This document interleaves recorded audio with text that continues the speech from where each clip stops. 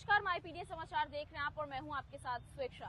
देखिए, बिहार की राजनीति में जब जब मुख्यमंत्री नीतीश कुमार को दबाया गया है या फिर ये कोशिश की गई है कि वो मुख्यमंत्री पद से हटे या फिर उन्हें कमजोर करने की कोशिश की गई है, तब तब मुख्यमंत्री नीतीश कुमार ने भले ही शब्दों से उन्हें मात दी हो या ना दी हो, लेकिन हमेशा काम के माध्यम से मुंहतोड़ जवाब भी दिया और जितनी मजबूती के साथ उन्हें दबाने की कोशिश की गई है, उतनी दुगनी मजबूती के साथ मुख्यमंत्री नीतीश कुमार जो है आगे भी उभरे हैं। साथ ही साथ न केवल उन्होंने अपनी मजबूती दिखाई बल्कि उन्होंने अपना रास्ता तक बदल लिया। कई बार ये तस्वीरें भी देखने के लिए मिली कि मुख्यमंत्री नीतीश कुमार जो है आरजेडी के साथ मिल जाते हैं, लालू प्रसाद यादव के साथ मिल जाते हैं और एक नई राजनीति की शुरुआत कर देते हैं। और एक बार फिर से ऐसी वस्तुस्थिति जो है वो हमें देखने के लिए मिली है।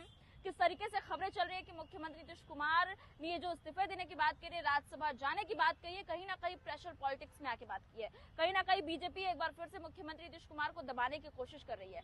अब क्या कुछ है और आगे क्या मुख्यमंत्री नीतीश कुमार एक बार फिर से बीजेपी को मुंह तोड़ और यूं कहे तो करारा जवाब देते हुए नजर आएंगे। हमारे साथ मौजूद है हमारे सीनियर जर्नलिस्ट, इनसे हम खास बातचीत करेंगे और जानने की कोशिश करेंगे। सर, जैसे मैंने पहले भी कहा कि मुख्यमंत्री नीतीश कुमार जिन्हें लगातार दबाने की कोशिश तो की जाती है, लेकिन वो उसी तरह उतनी ही तेजी से दुगनी स्थिति से जो है उभर कर सामने आते हैं। इस बार भी मुख्यमंत्री नीतीश कुमार ऐसा कुछ करेंगे? देखिए, नीतीश कुमार राजनीति के मंझे हुए खिलाड़ी रहे हैं और लगातार लगभग 40 वर्षों से वो राजनीति में सक्रिय रहे हैं और हमेशा सत्ता के केंद्र में रहे हैं। उनकी राजनीति सूझबूझ का लोग पूरे देश में उदाहरण देते हैं। कई ऐसी योजनाएं नीतीश कुमार ने लाई जिसको कि अन्य राज्यों ने फॉलो किया। भारत सरकार ने बिहार की योजनाओं को ग्रहण किया और उसे अमली जामा पहनाया। लेकिन 20 वर्षों से लगातार भारतीय जनता पार्टी की प्रयास थी कि बिहार में भाजपा की सरकार बने। वो हमेशा छोटे भाई की भूमिका में रहती थी, लेकिन इस बार जब चुनाव शुरू हुआ, चुनाव के पहले से ही भाजपा बड़े भाई की भूमिका में दिख रही थी और वो चाहती थी कि नीतीश कुमार को इस बार निपटा दिया जाए।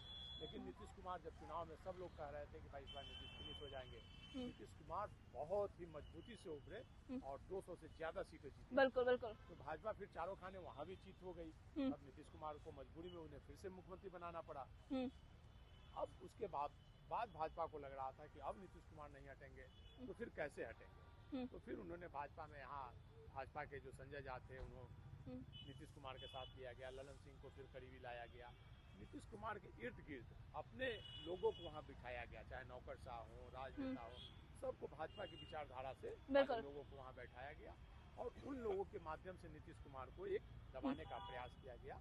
और पहली बार लग रहा है कि नीतीश कुमार सही में दबते दिख रहे हैं। बीमारी की बात कहिए या उम्र का प्रभाव कहिए, तो नीतीश कुमार ये निर्णय लेने वाले नीतीश कुमार नहीं है। अगर नीतीश कुमार स्वस्थ रहते तो कभी ऐसा डिसीजन नहीं लेते कि वो राज्यसभा जाते। राज्यसभा जाने से पहले वो जनता दल के किसी व्यक्ति को सीएम बना के जाते।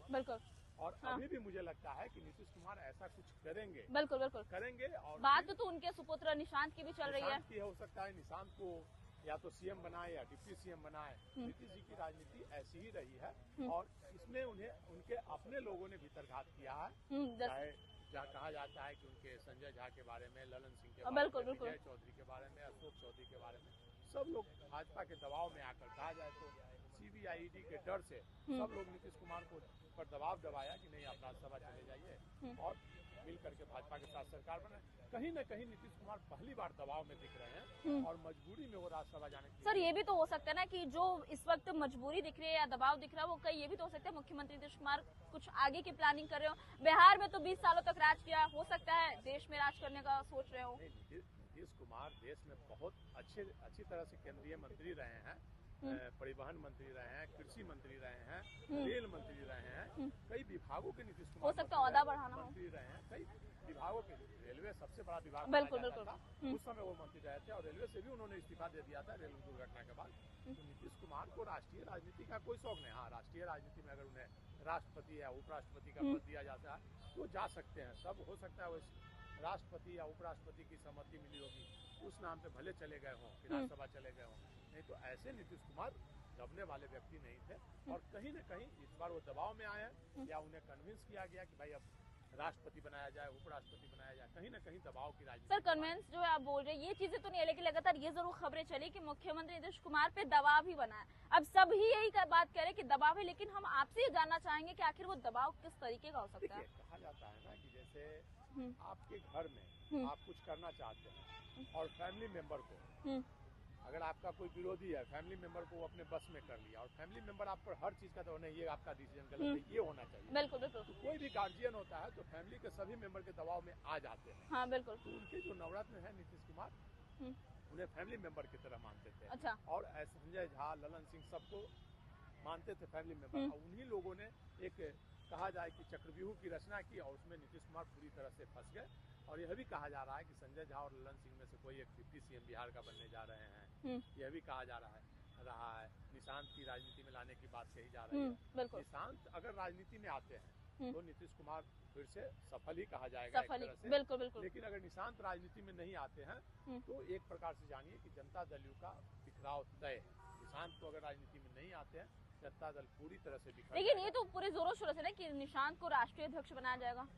अभी तो मैं कह रहा हूँ कि निशांत अगर राजनीति में आते हैं तो निश्चित तौर पर जनता दल बच जाएगा। अगर निशांत राजनीति में नहीं आते हैं तो जनता दल पूरी तरह से बिखर जाएगा और अगड़ा और पिछड़ों की राजनीति फिर से बिहार में शुरू हो जाएगी।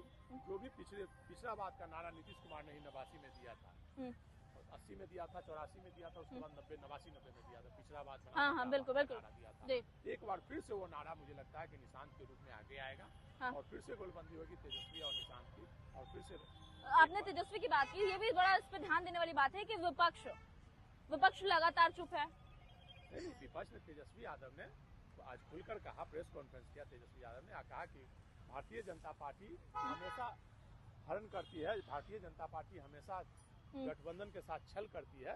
25 से 30 फिर से नीतीश का नारा दिया गया था और नीतीश कुमार के नाम पर जो बिहार की जनता ने वोट दिया और अब नीतीश कुमार को किनारे कर रही है भारतीय जनता पार्टी, यह जनता के मतदान के साथ छल है। तेजस्वी यादव ने आज प्रेस कॉन्फ्रेंस करके कहा है और मनोज झा ने भी कहा है, राष्ट्रीय जनता दल के सभी लोग सरकार भारतीय जनता पार्टी की इस रणनीति का विरोध कर रहे हैं और सब लोग कह रहे हैं कि नीतीश कुमार के साथ छल किया गया है, बिहार की जनता के साथ छल किया गया है, बिहार के जनादेश के साथ छल किया गया है। चलिए सर, ये तो अब तक की बातें रही कि क्या कुछ होता हुआ है और अब तक स्थिति क्या चल रही है, लेकिन थोड़ी नजरें भविष्य पर भी डालेंगे। नीतीश ने इस्तीफे की बात कही, माफ कीजिएगा, राज्यसभा जाने की बात कही है, लेकिन अब डिप्टी सीएम हो या फिर मुख्यमंत्री हो, थोड़ा सा इस पर झलक डालिए जरा। ये कहा जा रहा है कि भारतीय जनता पार्टी का मुख्यमंत्री होगा और जनता दल यू का डिप्टी सीएम होगा, दो डिप्टी सीएम होगा। डिप्टी सीएम में कहा जा रहा है कि संजय झा, ललन सिंह और निशांत, इसमें से कोई दो डिप्टी सीएम बनेंगे। इसके अलावे भाजपा से जो मुख्यमंत्री बनने जा रहे हैं, तो मुख्यमंत्री के रूप में संजीव चौरसिया का नाम आ रहा है, नित्यानंद राय का नाम आ रहा है, इसके बाद सम्राट चौधरी हैं, विजय सिन्हा। लेकिन भारतीय जनता पार्टी हमेशा नया खेल खेलती है, एकदम नए चेहरे को लाती है। बिल्कुल। पूरे देश की राजनीति में हो सकता है कोई नया चेहरा निकल कर सामने आए, कोई नया चेहरा मुख्यमंत्री के रूप में उभर कर सामने आए। चलिए, बहुत बहुत धन्यवाद सर। तो देखिए, खास बातचीत रही, क्या कुछ रहा, अब तक जो हुआ वो भी हमने आपको बताया और भविष्य में यानी आने वाले समय में भी क्या कुछ फैसले होंगे वो भी बताया। मुख्यमंत्री हो या फिर डिप्टी सीएम हो, तमाम लोगों के नाम हमने आज हमारे सीनियर जर्नलिस्ट के माध्यम से जानने का काम किया है। फिलहाल इस खबर में इतना ही, आगे जो कुछ भी निकल कर सामने आएगा वो भी सबसे पहले और सबसे सटीक चैनल के माध्यम से आप तक पहुंचाने का काम करेंगे।